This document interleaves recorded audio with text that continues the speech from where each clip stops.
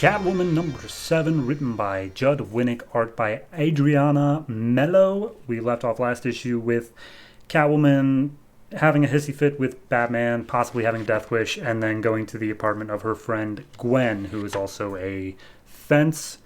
This issue picks up following some rich foreign dude who's got 2 hot girls in his Ferrari, and they're just zooming around town saying like, well, we could go back to our apartment if you want. And he's like, I would like that very much. And so they're already stripping as they're getting out of this guy's car. And as he's running out of the car in a Speedo, we see that Catwoman has jumped in the car, has taken the keys, and is driving it away. Just another night in the life. And as she's speeding away, we see somebody on a rooftop staring over her, seemingly with electric powers based off of what's coming out of his eyes. And he's like, I was going to steal that car, but it looks like I got competition. Awesome. So then we see Catwoman. She's in Gwen's apartment, and she's just gushing over how she stole the car and how she's always so happy whenever she gets to steal things. And then Gwen starts asking questions, be like, hey, so that car, you drove it straight over to the chop shop, right? And she's like, yeah, I didn't quite much like the guy who was chopping up the cars, but everything went fine at the deal. And then Gwen's like, apparently you were over an hour late. And she's like, yeah, I took it for his test run, whatever. You expect me to drop it off right away. And then Gwen immediately gets pissed off, like, hey, we do things by the book. You were the one who came to me and said you needed a tether so that you don't kill yourself. You're going to follow the rules, all right? Rule number 1, stop having sex with Batman. And she's like, oh, come on, man.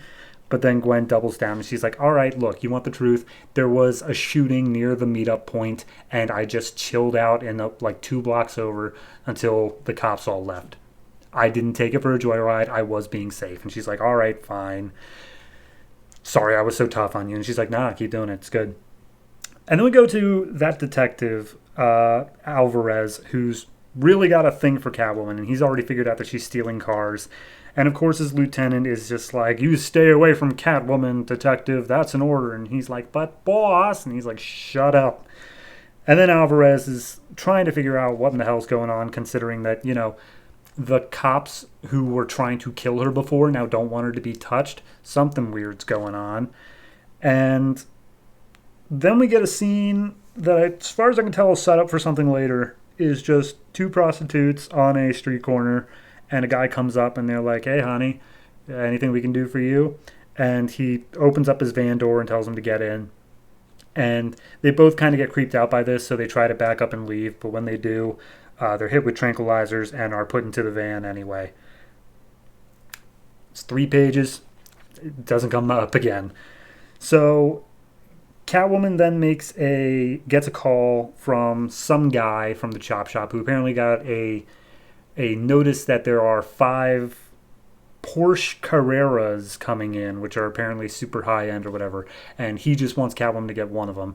Catwoman calls up Gwen, says like, hey, can I do this? And she's like, let me check it out first, make sure it's good. And Catwoman's like, I mean, it's going on tonight. And she's like, let me check it out first. And he's like, fine, all right, whatever.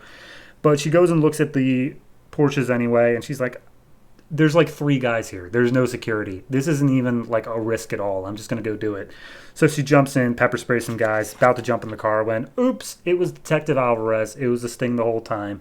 But as he's about to take down Alvarez, the electric-powered dude from before shows up, sends out this massive lightning bolt amongst all the cars, and Catwoman's like, all right, guess that's my cue to leave. And as she goes to leave, the electric dude takes her motorcycle and tells her to hop on. And then they start talking, and apparently his name is Spark. He looks a hell of a lot like the foreign dude at the beginning, but I think, like, that's just a limitation of the art. I don't think it's the same guy.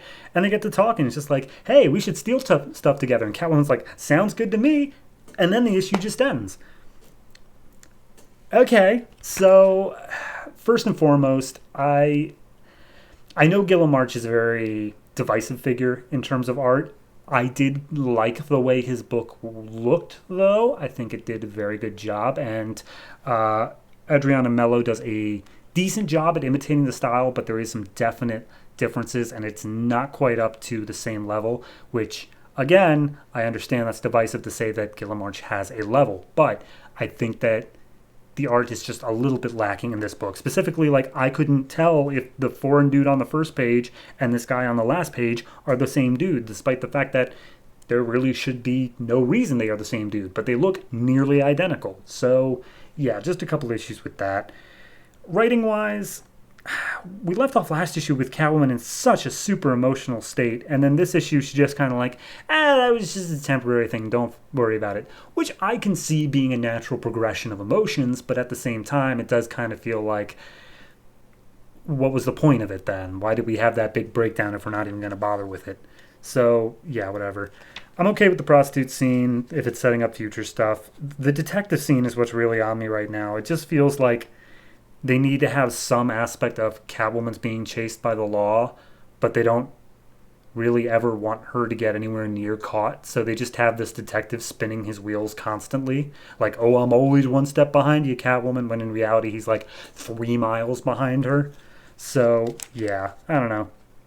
Overall, the rating's just a little bit low compared to some previous, more emotionally charged issues, but I can't expect that of every issue or else it would lose its punch when it does do the emotionally charged ones. So overall, I'm going to give it a 6. I think it's fine, but it definitely has a lot of room for improvement. But in terms of starting the new arc, I genuinely don't know where we're going to go. If the whole thing's just a team up between her and Spark or what. So we'll see where it goes from here.